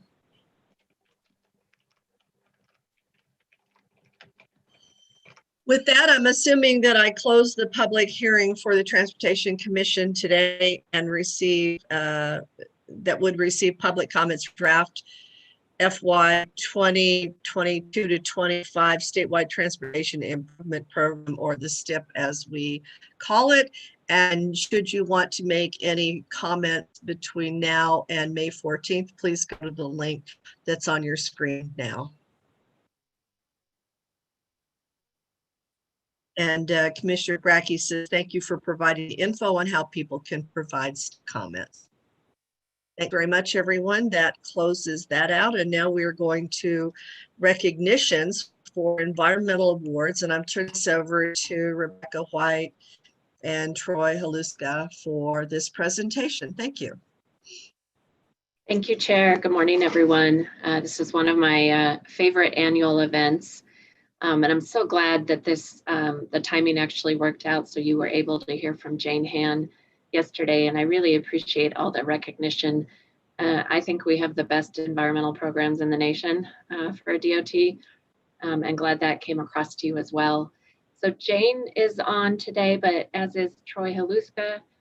He leads one of our teams that works in the environmental programs, and he is actually going to run through these awards. Really neat things we've been up to this year across the department, and I think this is just a wonderful opportunity to recognize that work. So Troy, are you on? I'm here. Okay. Thanks, Rebecca. Good morning, everyone. So each year we confer 4 environmental awards to outstanding recipients that have contributed to the success and ingenuity of the environmental program here at CDOT. Next slide, please. There are 4 award categories: the innovative environmental process, the environmental support by maintenance, a special environmental contributor award, and the best environmental project award. We convene a selection panel comprised of 7 representatives from the region and from headquarters that look at a number of submittals when we call for submittals for these awards, and then choose the best in each category that were submitted. So with that, we'll go to the first award, which is the innovative environmental process. So the permanent stabilization checklist is an innovative improvement developed and implemented by Region 2. It has to do with successful roadside revegetation. Its intent is to improve communication between the contractor, the subcontractor, the project engineer, maintenance, and the regional water pollution control manager. In addition, it was created to verify tasks per the requirement of the contract and the project's stormwater management plan, also known as the SWAMP.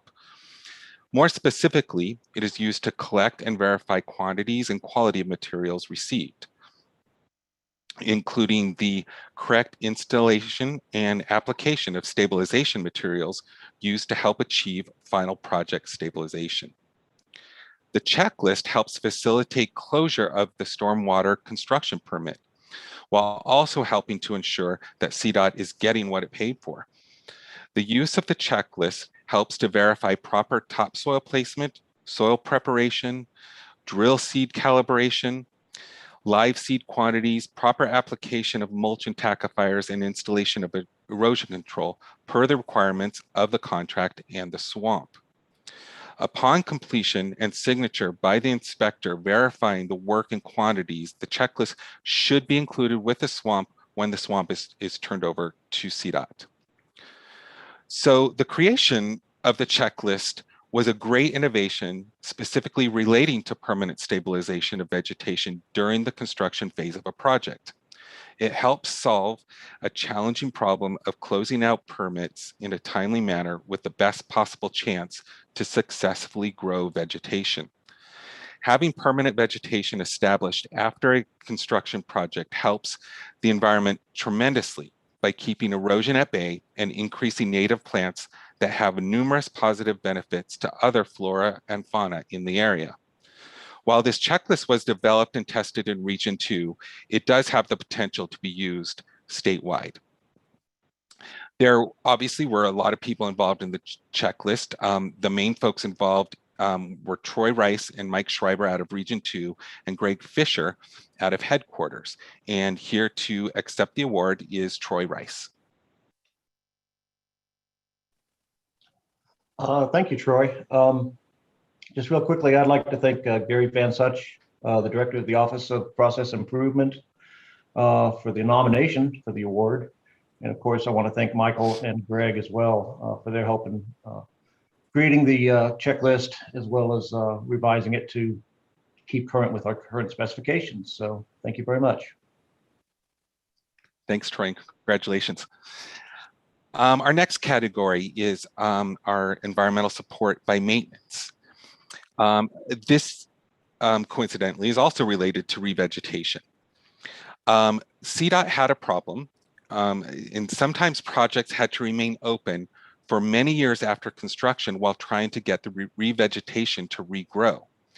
FHWA did not like this delay in closing projects in order to repurpose remaining funds to other projects, and then Senate Bill 16122 required CDOT to come up with a strategy to close a project within a year of substantial completion.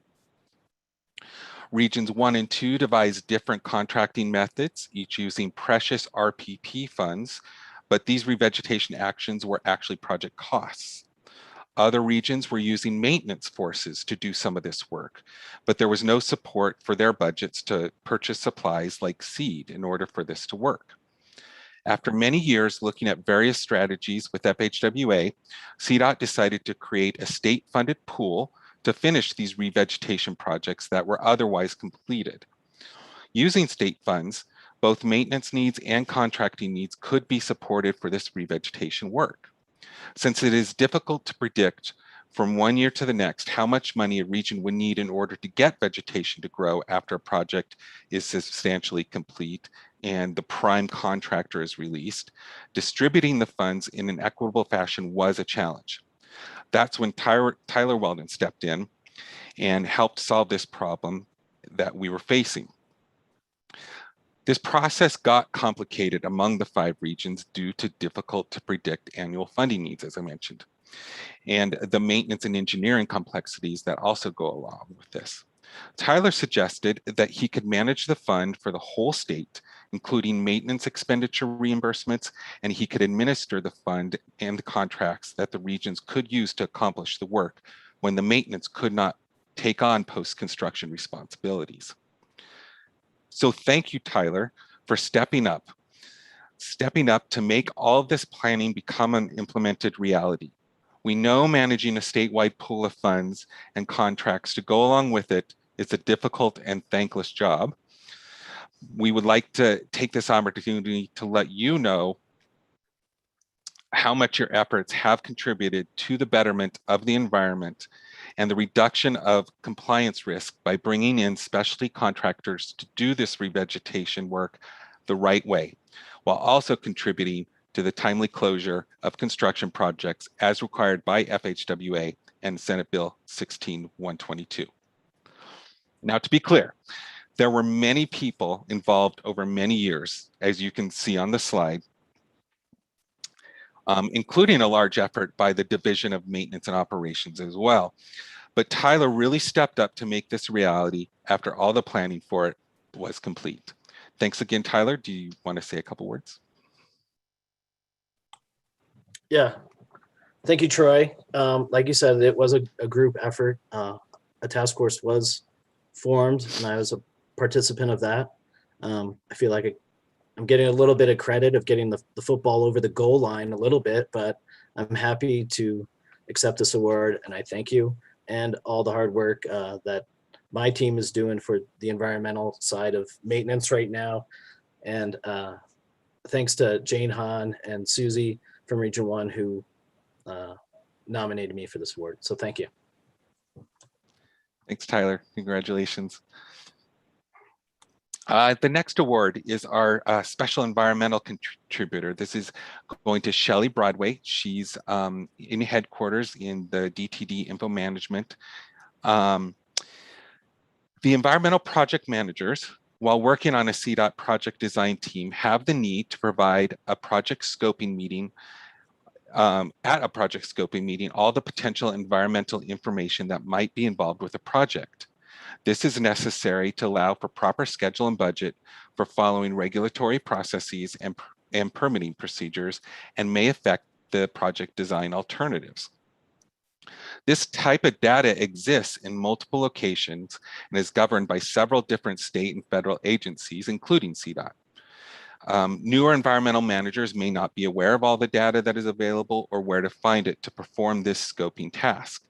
This, in part, creates a need for a single spatial tool that allows for visualization of both the project and the environmental resources together. And this could help facilitate and streamline project scoping and project planning, which leads to better decision-making. So the environmental scoping tool was created by a handful of environmental project managers and others with the technical leadership of Shelley Broadway. Again, she's a GIS analyst in the DTD GIS section. This tool is essentially the result of converting existing GIS maps inside the ArcGIS Pro desktop application over to an Esri web GIS environment that includes Web App Builder and ArcGIS online technologies. The result is an intuitive mapping tool that is more easily used on a by non-GIS professionals at CDOT. Shelley worked at length with environmental subject matter experts to design and develop this tool to their specifications. She has also assisted in the advising and training of users as the tool was rolled out. She continues to work with the environmental team in order to maintain and update this tool as needed to keep it functioning and relevant. The environmental scoping tool has become widely used at CDOT and is accepted as a valuable resource for environmental planning. Shelley's leadership definitely helped make the tool a reality, and her ongoing commitment to its success has been invaluable. The very real challenge of compiling environmental data shows the importance of how this scoping tool aids in project delivery and environmental stewardship. It also really shows the weight of Shelley's contribution to CDOT and to the environmental process. With that, Shelley, would you like to say a few words? Thanks, Troy. Yeah, I think geospatial analysis has just become really important at CDOT over the past few years, and it's helped us inform and streamline workflows, and this tool has really helped us expose more people to the efficiency and the power of mapping and spatial applications. I just want to say thank you to my supervisor, Gary Alcott, for the nomination. And then there was also a steering committee involved with the development of this application. Environmental folks, Josh Giovanetti, Susie Hagee, and Catherine Bensling. Thanks. Great, thanks, Shelley. Congratulations. And finally, our fourth award, the Best Environmental Project. So the I-70 Edwards Interchange Phase 2 project, which is also known as the Edwards Spur Road project, was a collaborative project to improve safety and congestion along the Edwards Spur Road corridor in Eagle County. The project, in partnership with Eagle County and the Edwards Metro District, had an extensive context-sensitive solutions, CSS, process to incorporate significant public outreach and include many innovative and environmentally minded solutions to enhance the environment. Work on the project included converting the Spur Road and US 6 intersection from a traffic signal to a 2-lane roundabout, replacing the roadway bridge over Eagle County, widening the roadway bridge over the Union Pacific Railroad track, new pedestrian trails and sidewalks, the installation of 2 new grade-separated pedestrian bridges, and extensive drainage upgrades. In addition to the partnership with the local communities, CDOT led an extensive CSS process that incorporated significant public outreach for alternative evaluation and refinements throughout the design. A project leadership team was established, and they endorsed the CSS process that was being used. They also helped create 8 core values, which guided the design and construction of the project. Several of the core values were environmentally minded, including healthy environment, sustainability, collaborative decisions, and community character. So guided by these core values, the design team worked to include many elements that enhance the environment in this project. As an example, the project replaced the roadway bridge over Eagle River. The previous bridge was a 3-span structure that had 2 piers with crash walls which constrained the banks of the Eagle River. The new bridge that was constructed was a 1-span structure that allowed the removal of the old piers and the river to be restored to its natural width. CDOT worked with Colorado Parks and Wildlife on this concept and received their support for the design elements, which greatly improved the health of the Eagle River. Another example is that multimodal travel was a critical element of the design in this project. As a result, the team designed nearly 1 mile of new sidewalks and trails, 2 new grade-separated pedestrian bridges, new bike lanes along the Spur Road, new bus pull-offs and sidewalks connect them to the trail network, and safer crosswalks that included rectangular rapid flashing beacons. So the focus on the project's core values of a healthy environment and sustainability continued from design into construction, the project was able to recycle a significant amount of on-site material that was not originally defined in the plans, reducing the impacts of the waste material that would have had to be disposed of off-site, reduce trucking, and reduce additional material production, including crushing activities. So this project is a shining example of what can be accomplished when environmental stewardship is kept in mind. The major benefits to the Eagle River and the amazing amount of multimodal upgrades prove a real commitment to the environment through diverse collaboration and the use of the CSS process. It is a project that definitely showcases skillful planning and design that can fit into the limited project budgets and still have enormous positive impact to the environment, including the community it serves. This project will continue to serve as a template for CDOT's dedication and obligation to environmental stewardship for many years to come. Of course, there were many, many folks involved in projects of this scale. Some of the key team members and leaders on the project from CDOT were Martha Miller and Karen Bourlet, Jacob Rivera, Matt Figs, Catherine Ventling, Jen Klaich, Paula Durkin, Leslie Modrick, John Leba, and Cynthia Beck. In Eagle County, it was Ricky Davies. With the consultant team at HDR was Jeremy Collip. With RS&H, it was Randy First, and with Kramer North America, it was Carl Dewey. And here to accept the award for the whole project team is Jacob Rivera. Yep, thank you, Troy. I appreciate that. Like you said, this has been a great example of what can be accomplished with the context-sensitive solutions process and collaboration with stakeholders. We were really able to find some win-win solutions to difficult problems, such as the Eagle River that you explained, and also just create some new multimodal connections that weren't there before.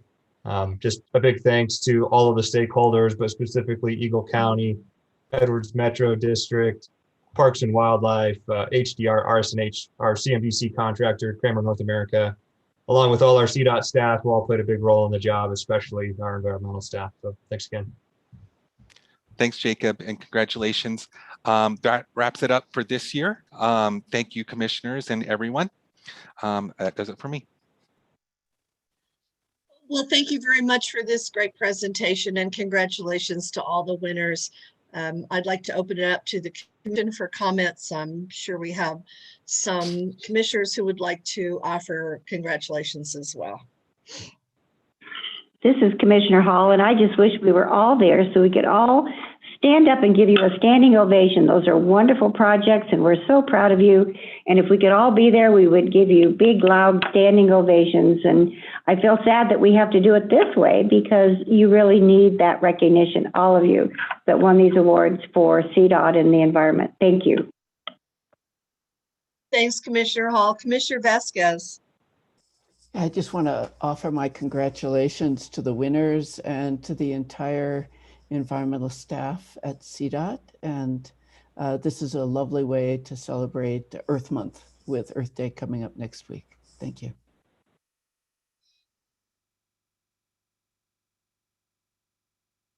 Thank you. And also wanted to say it's wonderful for us to be able to promote this at our TC meeting and increase the awareness of the kinds of things that our environmental services do. Really appreciate the hard work and the impact that you have that we don't often see, all the underlying impact that benefits the state of Colorado. So thanks very much. Congratulations to all. I usually take a photo, but instead I took a screenshot, which is something I just learned to do not too long ago. Commissioner Hickey. Just wanted to say, I echo those comments. It's really wonderful to see this hard work and all of your expertise. Thank you so much.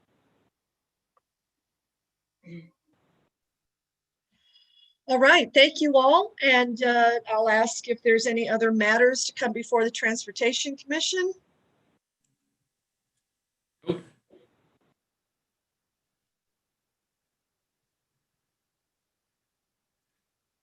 I don't think there is. I haven't. Nope. Nope. All right. With that, I will adjourn the Transportation Commission And we will go directly into the Bridge Enterprise Board of Directors meeting. Thank you all for joining us today. It's 10:57, and I'll ask Herman to please call roll call, and I'll call the meeting to order. Director Gifford? Here. Director Stanton? Here. Director Adams? Here. Director Brackey? Director Vasquez? Here. Director Zink? Here. Director Hickey?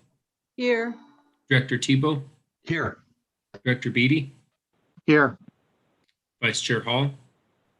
Here. Chair Stewart? Yes, I'm here. Thank you. The meeting is now called to order. Public comments are first. Have we received any public comments to the Bridge Enterprise Board of Directors?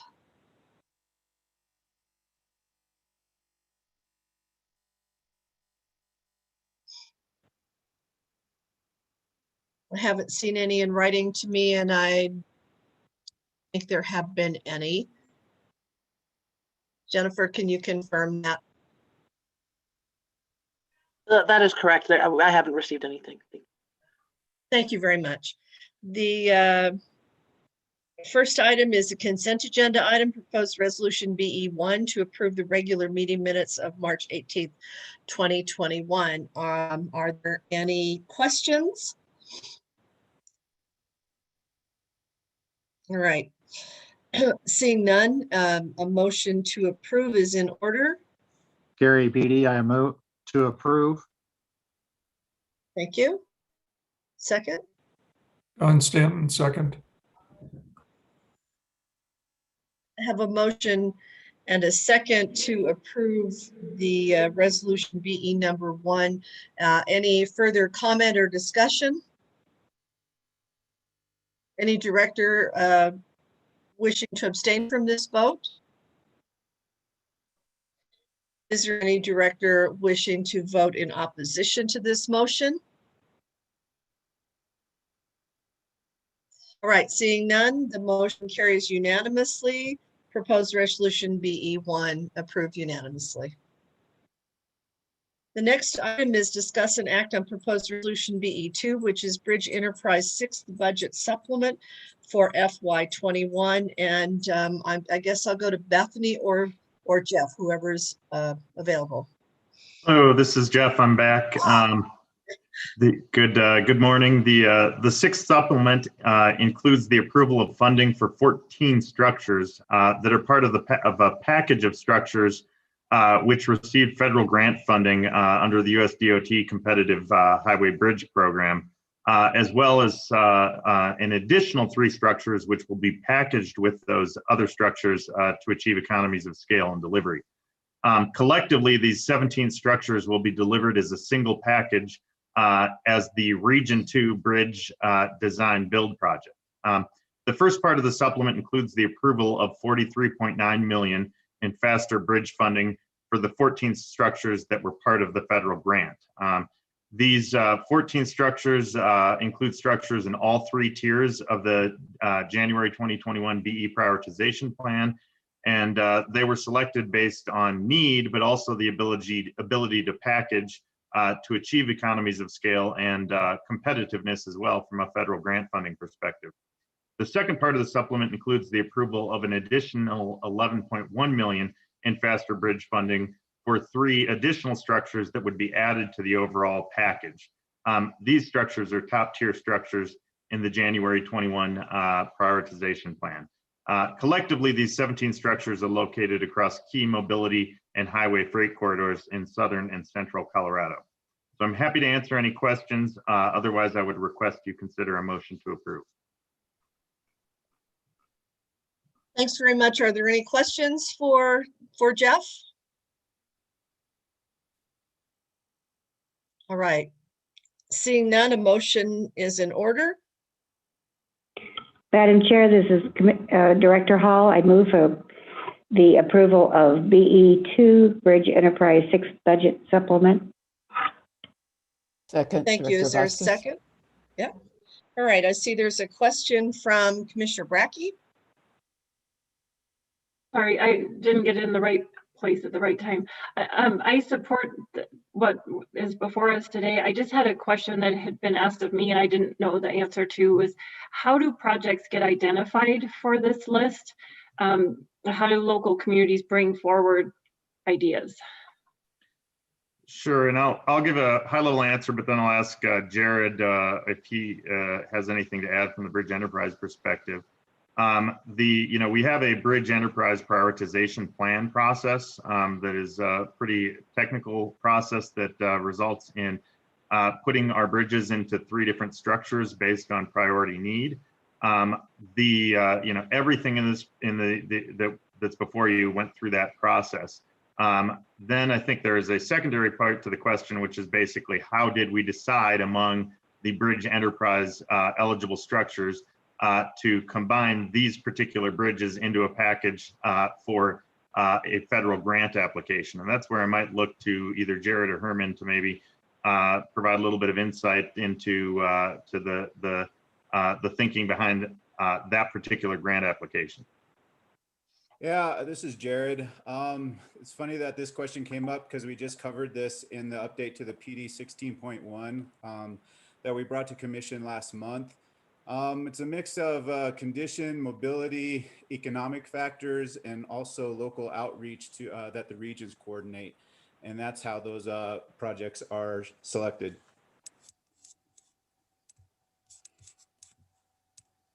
So if a local community is interested in considering a bridge to get on one of these lists, they would just reach out to their region and specifically request that? Or again, the question that I received was from a local community around how do they get into the process?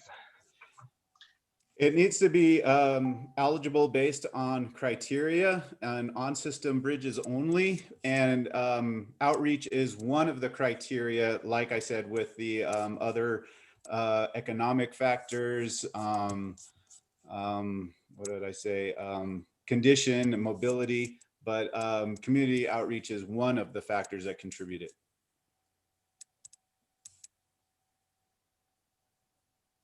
Thank you. Thanks very much. Any other questions before we take a vote on this motion?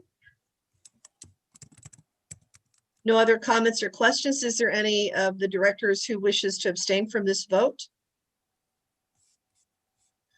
Any enterprise directors who will be voting in opposition to this motion to approve?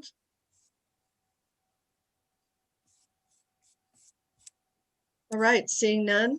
Chair calls this as unanimous approval of proposed resolution number BE2. Thank you very much. Any other matters to come before the Bridge Enterprise Board of Directors?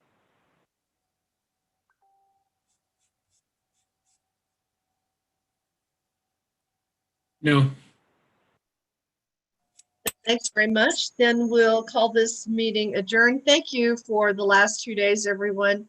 And appreciate all the staff work that went into this and the leadership from the executive management team and all of you who spend this time with us providing work for the state of Colorado through CDOT. Thanks a lot, guys, and I'll see you next month. Thanks.